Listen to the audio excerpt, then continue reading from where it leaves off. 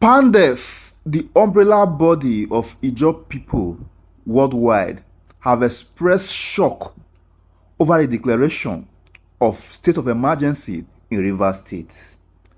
PANDEF made this statement expressing sadness after hearing this pronouncement by the president.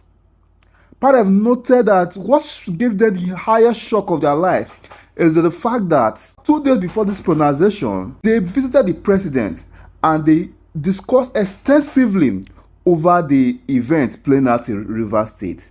And the president expressed joy in the fact that they were ready to cushion the effect of the crisis rocking the state.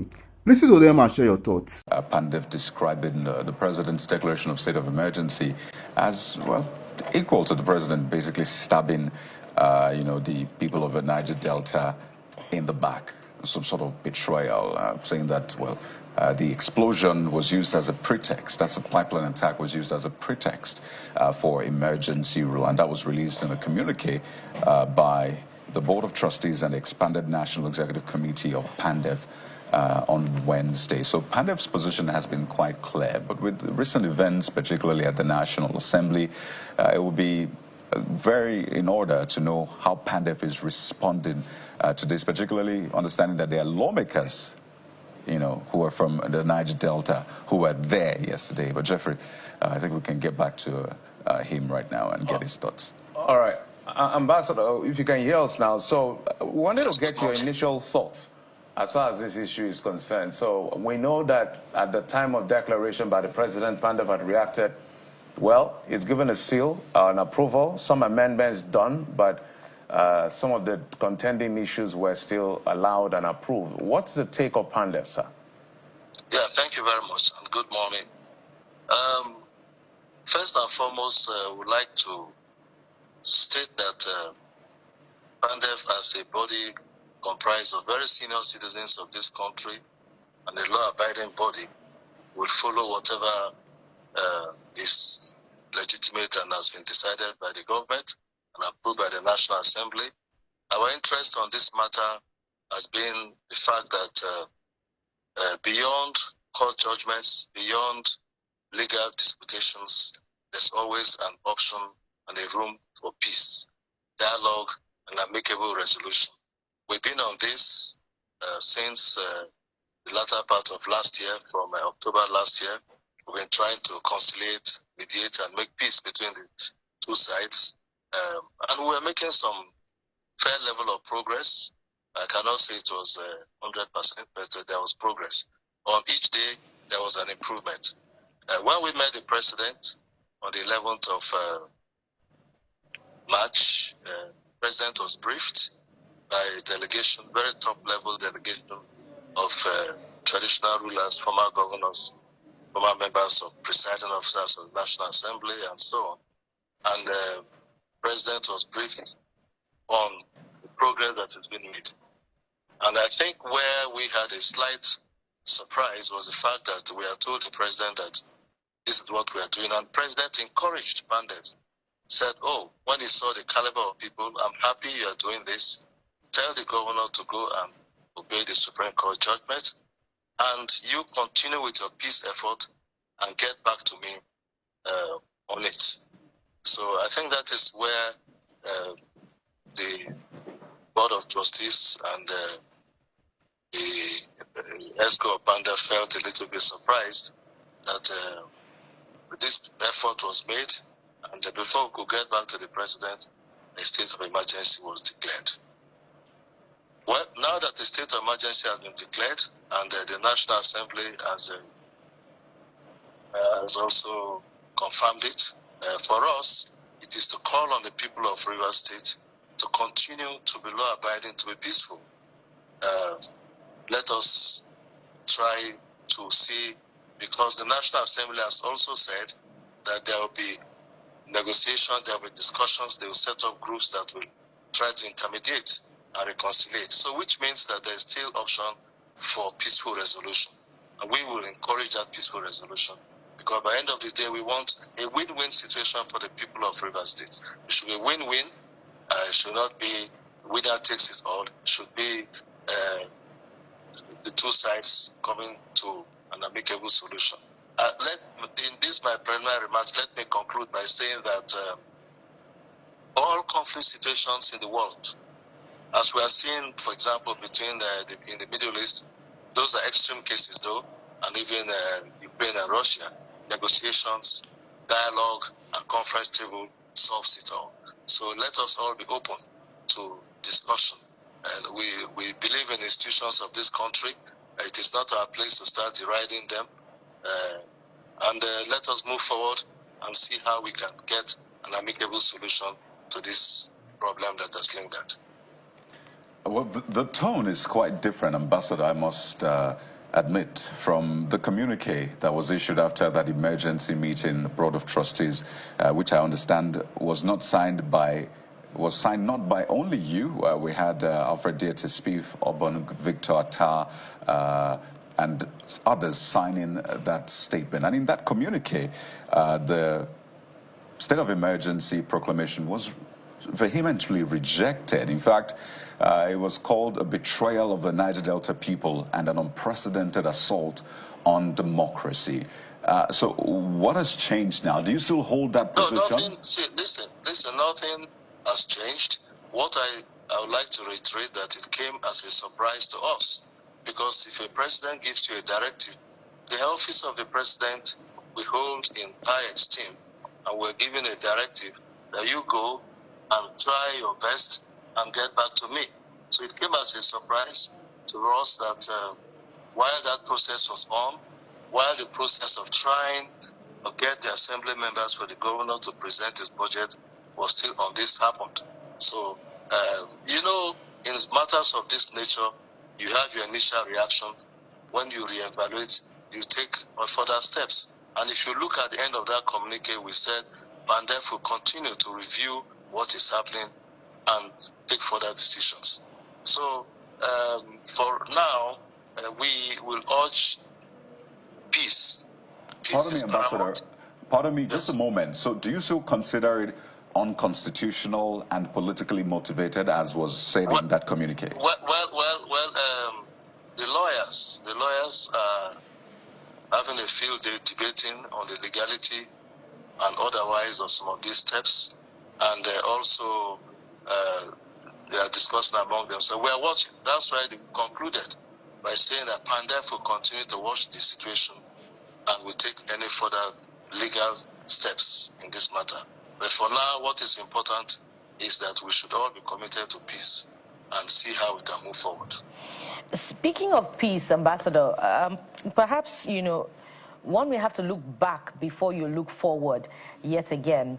And permit me to ask you to take a trip down memory lane to the president's first political intervention, by which an 8-point agreement was brokered.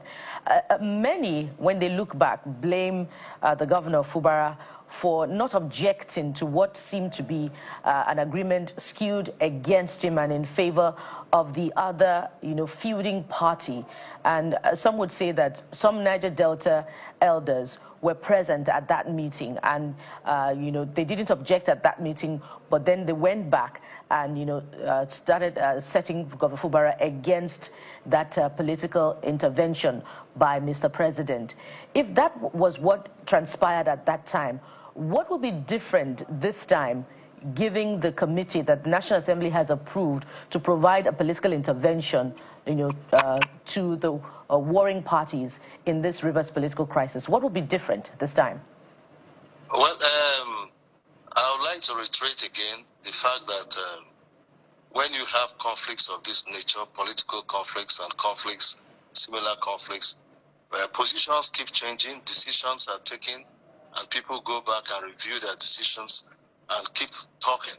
You judge until you're able to arrive at a point where all parties come to full understanding.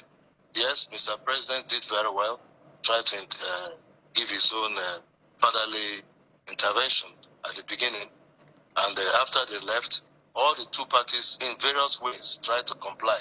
It is totally untrue, totally unfair, and would not be correct to say that the governor reneged. No, there was a decision in that meeting that said the governor should go and withdraw the court case. And if you go through the facts, he withdrew the court case, which has now become an albatross because some subsequent judgments were based on the fact that he withdrew the court case, which was the main issue in contention. And the other parties had the case still alive, and judgment was passed against him. And so those mistakes have been made by both sides. But if you keep looking at the rear mirror, you get a crash.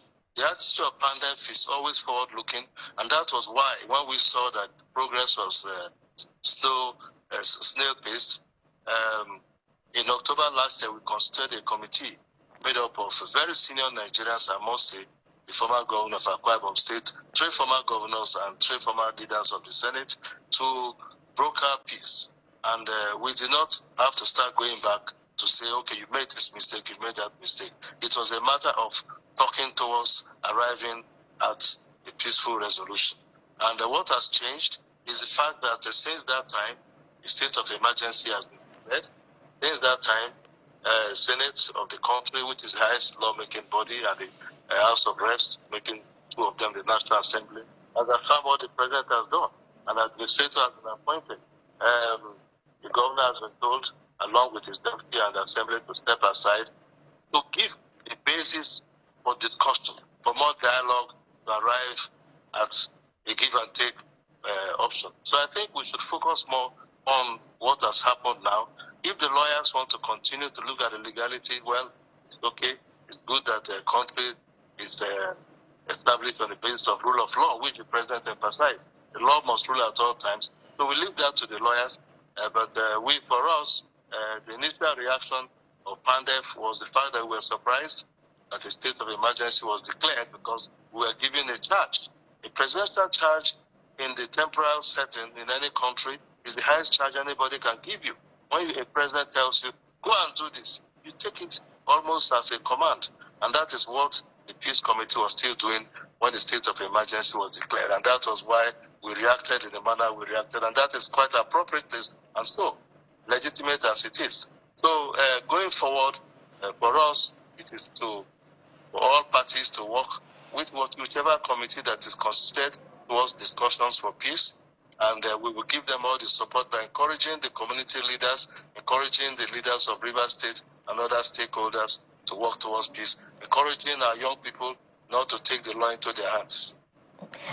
Some would say that godfatherism is at the heart of these political crises.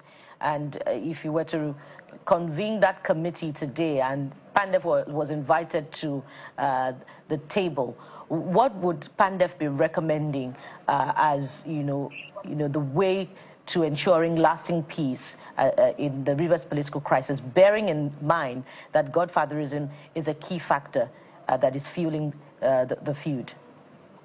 I think that godfatherism is a cancer.